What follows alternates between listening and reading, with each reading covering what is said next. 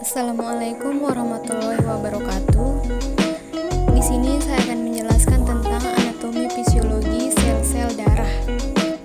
Dosen pengampu pada mata kuliah ini yaitu Ibu Fitra Arsy Nurqoriah SST MKep.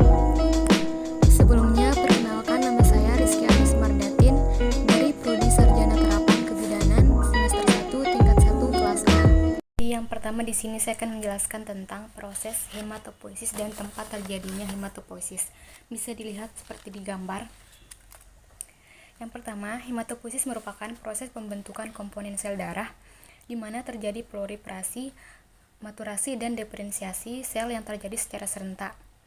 Dimulai pada usia kehamilan 20 minggu, terjadi di dalam sumsum tulang, kelenjar limfoid, dan timus.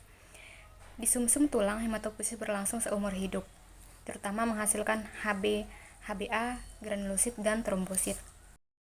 Hematopoiesis pada manusia terdiri atas beberapa periode. Yang pertama, mesoblastik, selanjutnya hepatik, dan yang ketiga mieloid.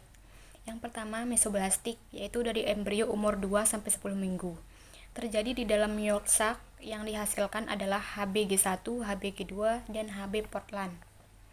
Selanjutnya yang kedua, hepatik, dimulai sejak embrio umur 6 minggu, terjadi di hati, sedangkan pada limpa terjadi pada umur 12 minggu dengan produksi yang lebih sedikit dari hati. Di sini menghasilkan Hb. Dan yang terakhir, mieloid, dimulai pada usia kehamilan 20 minggu, terjadi di dalam sumsum tulang, kelenjar limfoid, dan timus. Di sumsum tulang, hematopoiesis berlangsung seumur hidup, terutama menghasilkan HbA, granulosit, dan trombosit. Pada kelenjar limfoid, terutama sel-sel limfosit, sedangkan pada timus yaitu limfosit, terutama limfosit T. Baik, selanjutnya yang kedua di sini saya akan menjelaskan tentang anatomi dan fungsi dari bagian-bagian darah. Yang pertama yaitu plasma darah. Plasma darah adalah komponen penyusun darah yang paling banyak, sebesar 55% bagian darah itu adalah plasma darah.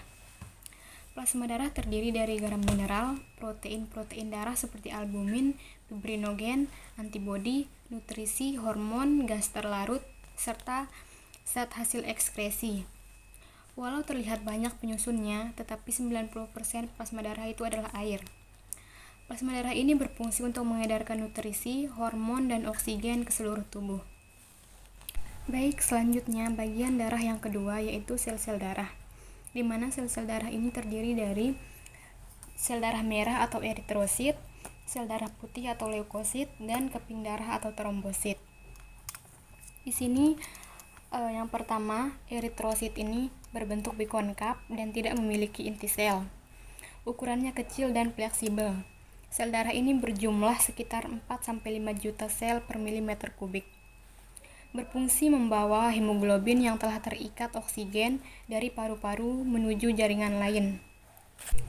Dan perlu diketahui juga, jika seseorang kekurangan sel darah putih atau eritrosit ini, maka seseorang akan menderita penyakit yang dinamakan anemia. Dan dampak yang disebabkan oleh penyakit anemia ini lumayan berat, dan biasanya penderita anemia ini akan lebih cepat lelah dari orang biasanya karena kurangnya suplai oksigen menuju ke tubuh yang disebabkan oleh kurangnya sel darah merah. Selanjutnya yaitu sel darah putih atau leukosit. Sel darah putih berfungsi menjaga kekebalan dan pertahanan tubuh. Leukosit ini bertugas untuk menetralkan bakteri dan kuman yang masuk melalui aliran darah atau dari luka yang terbuka. Leukosit bisa melakukan hal tersebut karena mempunyai sifat ameboid yang membuatnya dapat bergerak bebas, dan sifat fagositosis atau memangsa bakteri dan sel-sel yang telah mati. Dan jika tubuh terserang penyakit, maka tubuh memproduksi sel darah putih atau leukosit ini lebih cepat dan lebih banyak. Fungsinya yaitu agar penyakit tersebut tidak tambah parah. Dan yang terakhir yaitu keping darah atau trombosit. Keping darah atau yang biasa dikenal dengan trombosit ini adalah komponen terakhir dalam sel-sel darah. Bentuk dari trombosit ini yaitu bulat, memanjang, maupun oval. Wujudnya tidak berwarna, tidak berinti sel, dan ukurannya lebih kecil dari eritrosit dan leukosit. Dan trombosit ini juga sangat mudah pecah. Jumlahnya di dalam tubuh sekitar 200-400 ribu sel per milimeter kubik. Apa sih tugasnya trombosit ini? Tugasnya adalah untuk mengumpulkan darah. Tujuannya itu agar mencegah terjadi banyaknya darah yang keluar pada saat terjadi luka pada manusia. Selanjutnya di sini saya akan menjelaskan tentang pembentukan sel-sel darah dari utero atau janin dilanjutkan ke bayi dan anak. Bisa dilihat gambarnya seperti sini.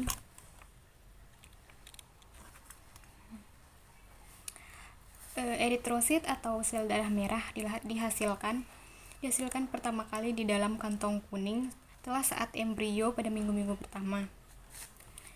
Proses pembentukan eritrosit disebut dengan eritropoiesis.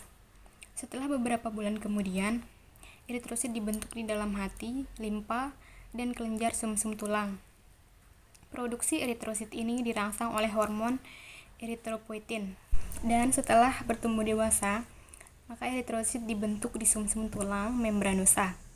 Semakin bertambah usia seseorang, maka produktivitas sumsum tulang semakin turun. Selanjutnya di sini saya akan menjelaskan tentang sirkulasi darah pada janin, bayi, dan dewasa.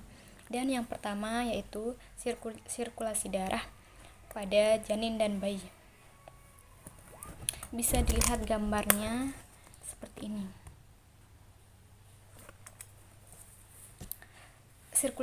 Sirkulasi darah pada janin selama dalam kandungan tidak sama dengan sirkulasi darah setelah lahir atau pada orang dewasa.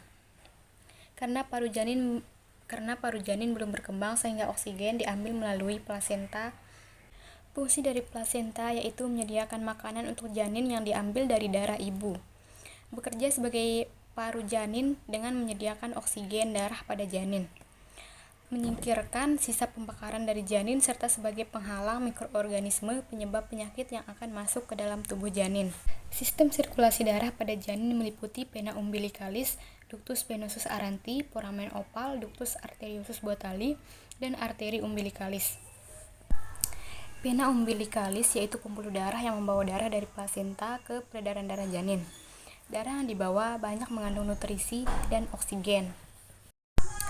Ductus venosus aranti, pembuluh darah yang menghubungkan vena umbilicalis dengan vena inferior. Foramen opal yaitu suatu lubang antara atrium kanan dan atrium kiri. Lubang ini akan tertutup setelah janin lahir. Ductus arteriosus bothali yaitu pembuluh darah yang menghubungkan arteri pulmonalis dengan aorta. Sedangkan arteri umbilicalis yaitu pembuluh darah yang membawa darah janin ke plasenta. Kedua arteri dan vena umbilicalis terbungkus dalam satu saluran yang disebut ductus umbilicalis atau tali pusat. Perjalanan sirkulasi janin bersifat paralel, yang artinya sirkulasi paru dan sirkulasi sistemik berjalan sendiri-sendiri, dan antara keduanya dihubungkan oleh pirau intrakardiak dan ekstrakardiak.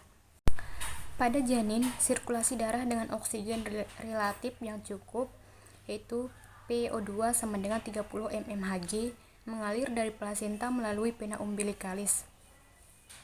Separuh jumlah darah ini mengalir ke hati dan melalui vena hepatica ke vena cava inferior.